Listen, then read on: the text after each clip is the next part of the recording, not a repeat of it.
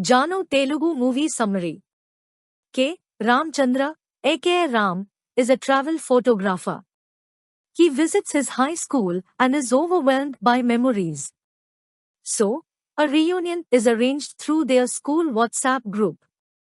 At the reunion, his friends Murli, Subhashini, and Satish catch up with him. Murli hesitantly mentions that Janki, aka Janu, is visiting from Singapore. Ram and Janu have been friends and classmates since 10th grade. Janu is a talented singer. Ram develops a love for Janu and she reciprocates.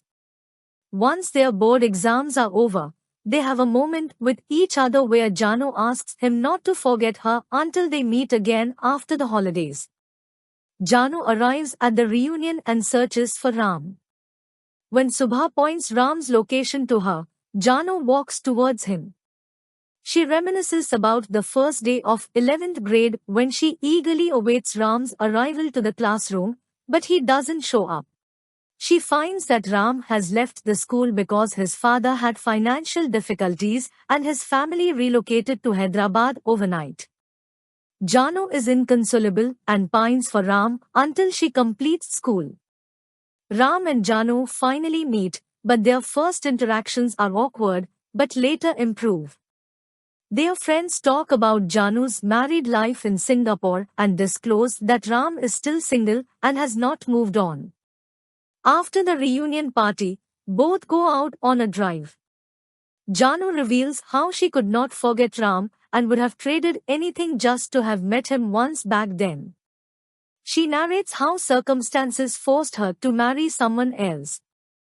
Then, Ram asks Janu if she does not remember the day he came to her college to meet her. Ram says that he and Satish waited in front of Janu's college to meet her and passed on a message to a student. Surprisingly, Janu refused to meet Ram and forbade him to contact her again. He returned sadly and never tried to meet her since then. Janu is devastated listening to this and reveals that she never saw them at her college and thought it was her stalker who was troubling her. Ram says that except for the mistake of assuming that she hated him, he knew everything about her life. He also tells about seeing her from afar at her wedding. Janu is heartbroken because she felt his presence and expected him to come for her until the last minute. Both feel sad about their misfortune and finally come to terms with everything that happened in their lives. Janu expresses her desire to spend the final few hours with Ram before she catches the flight back home. They go out into the city and then to a restaurant and catch up on more memories. There, they meet Ram's photography students who assume Janu is his wife and request her to share their story. Janu obliges and narrates an improvised version of the time when Ram tried to meet Janu at her college.